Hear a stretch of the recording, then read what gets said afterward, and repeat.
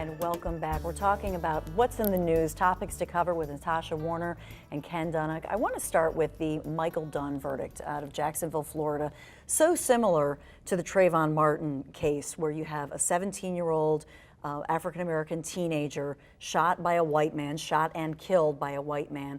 But this verdict that came out Saturday, much different verdict. In other words, that he was convicted of the lesser charge, not first-degree murder, but that he, the 47-year-old engineer who shot him over loud music, did in fact get time. Right. I just, as a mother, my heart bleeds for the family. I can't even imagine, your child going out to hang out with friends, and then you're getting that phone call in the middle of the night. That just makes no sense to me. And as far as the verdict is concerned, I know people are outraged, and rightly so. This whole stand your ground issue, it needs to be reevaluated because so many people, and I still don't understand that whole mindset of, Michael Dunn in terms of you retreat to your car to get away from harm, but yet and still you come back with a gun. So I don't understand how he felt threatened with that whole stand your ground issue. But again, my heart just bleeds for the family, but we have to do more in terms of, as I said before, changing the image of how young black males are viewed in society because, they're viewed as a danger or a threat. So we have to do a better job of changing those images and how, how our young men are viewed. Yeah, absolutely. I think it leads to a deeper problem, societal problem regarding, what would lead someone that is, whether you're offended by loud music or bothered by it or not, to go to that extreme. And there is a lack of civility in our society. I think there's more and more pressure financially on people to make a living, less tolerance. And I just think it's a sad commentary that someone would take, what seems to be a minor annoyance and take it to that extreme. Apparently a very successful professional guy that is now going to spend probably the rest of his life in prison. I mean, is that? Yeah, 47-year-old engineer, a well-educated person, gets offended by a teenager playing loud music. I mean, how many teens play loud music? And obviously it escalated from there. But what's interesting to me is the difference between stand your ground and self-defense. In other words, in Florida, and that's the debate, is stand your ground says, no, you don't have to retreat. But in his case, he went back to his car. Drive away. Exactly. Right. If the music was so offensive, if you're in your car and you have your windows up, you can't hear it. So drive away and get away from the music. And I just think sometimes people have, this is my neighborhood or this is my area, you're offending me. And I get that because nobody likes to hear that music. I'm at the light and I hear it. I don't want to hear it. My daughter has her music loud, turn it down. It is annoying. But the fact of the matter, you don't take someone's life because you don't like the loud noise. You get in your car and drive away if you feel threatened. You call the police, but you don't get out of like in Trayvon Martin's case, you don't go follow the person. If the cops are telling you to stand down and get the guy, find out, write it down or what have you, but you don't go after him. But I know sometimes with that whole male testosterone, I think things get out of hand. So we have to, education is key as far as even our young males. When someone is approaching you and they're aggressive, we have to do a better job of you pick up the phone and call the cops. You have that right as well. You don't have to go toe-to-toe with them. So there's so many layers of how this is a problem in our society, and I agree with you, it's societal.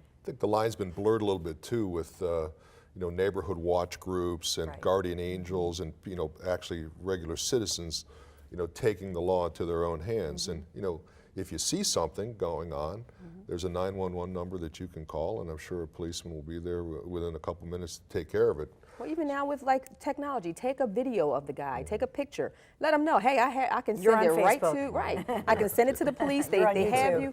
But I don't understand, if somebody is not, beating up someone or killing someone, then that's a different story where you would get involved. But if this is a situation where someone's walking down the street, or in this case, there are, 4 men in a car, then that is not a situation that's threatening. I just don't understand that. But. Well, and I think it also brings up the gun laws.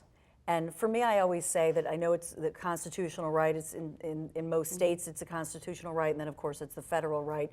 But for me, I always say, I have a big rescue dog. I'm with my dog. My dog is a better deterrent, and the only guns in my house are Nerf guns. I have my boys probably have 100 of them.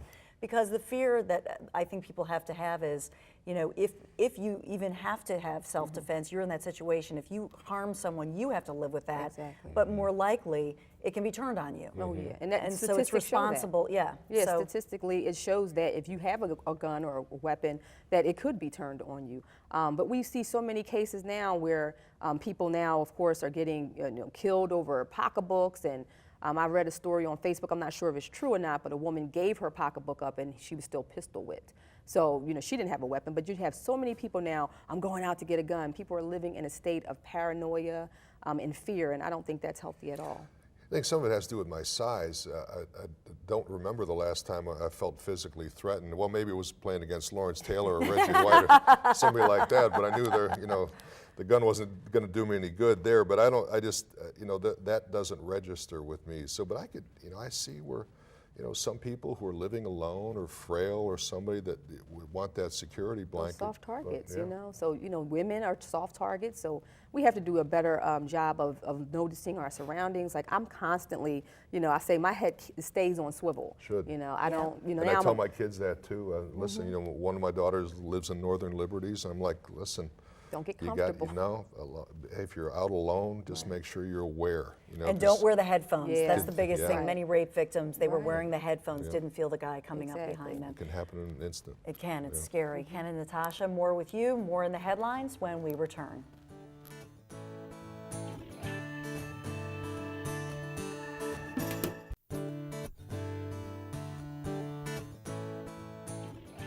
So what does life balance mean to you? We're here with Natasha and Ken Dunnick. I want to get back with that and ask you, what does that mean to you, Natasha? Oh, my. Life balance.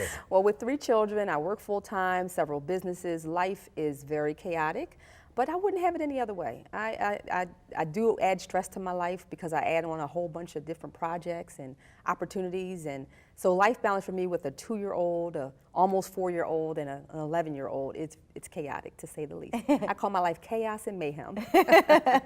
And for you? Well, it is easy to get overbalanced, I believe, because there's so much pressure on making a living, and of course, I'm running a business, and that just adds to it. But I do think it's important to balance, your family, of course, your faith, whatever that might be, and your health. Because you can be as successful as you want, and if you're in a hospital bed, it's not going to do you very much good. So Amen to that. it's a challenge. I mean, I'm up usually 6 o'clock every morning working, and many times I'm at a networking event until 10 o'clock at night, and not eating exactly the right things. So you have to make time for it, but it's more and more challenging to have a balance. Well, one of the things my husband and I, we pride ourselves on, and it could be something as simple as going for coffee, but our stolen moments are very essential to us because our lives are, inundated with social media and, all the responsibilities of parenthood and, being a spouse and, of course, working for a living. We pride ourselves on our stolen moments. We haven't had one in a while, so we wanted to do that and still some moments. We try to, Larry and I try to, get the kids in bed, and then we watch like House of Cards and have a glass of wine. That's our big date night. I'm going to It's check pretty that show pathetic. out, by the way. I I'm need to hearing do good that. things about House of I Cards. hear rave Kevin reviews Spacey, about it's it. good. I need to do that because that's one of the shows I want to start watching. My guilty pleasure is Shameless, and I know I shouldn't watch it, but it's need to too check that compelling. I mean, No, mine is it's Walking crazy. Dead. I'm Yeah. addicted to Walking Dead. That's good stuff. So one thing that my husband and I, we joined a little Planet Fitness near our house, and we said we were going to lose 10 pounds and get in shape. This winter, we talked about earlier, a brutal record winter, and obviously we're all dodging potholes, but I think it was the pot belly that it created is worse than the potholes, I'm sucking it in right now. I've definitely put on about 5 pounds within this last few weeks. The little wheat thins that my daughter loves, and now I'm eating like my cheese. That's my guilty pleasure I Yeah, mentioned before. cheese. So I've definitely packed on a couple of pounds over the the winter break. And my problem is I add the wine to the cheese, which is double trouble. But I did enter a Biggest Loser contest at the office, and I did drop 7 pounds in the last 2 weeks. So thank you. Congratulations. But we're going to continue to attack it. It becomes harder and harder the older you get. But you got to keep it in check somehow. So Now, do you ever do like a SOZA? Do you go to a health club? Do you go to turn to a SOZA, or do you have your own routine? I've got a gym in my basement, actually. So I do that too, but work that out with, doesn't. yeah. Well, I have one at work, so my thing is I have an accountability partner, as I mentioned, and so we do ours at work, at lunch. But with all the snow days, we haven't been in the office, so that hurts. But having that partner definitely helps. But I will say, you two look perfect, and thank I wouldn't you. change it. Though. I wouldn't change it. Spoken by a true husband. That's right. I was just going to say, your wife has trained you well. Exactly. I'm used to dishing out the compliments. Especially with 3 girls, yeah, he knows how right. this works. Well, Natasha and Ken, thank you so much for being here. The time flew. I can't believe the time's almost over. Just us girls talking.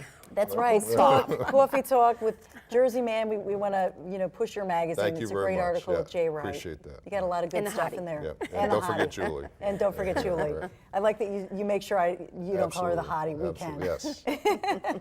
Thank you so much. And thank you. We'll see you tomorrow right here on The Dawn Show. I hope you make it a great one. Watch out for all those potholes out there. And the pot Take bellies. care. Yeah, and the pot belly.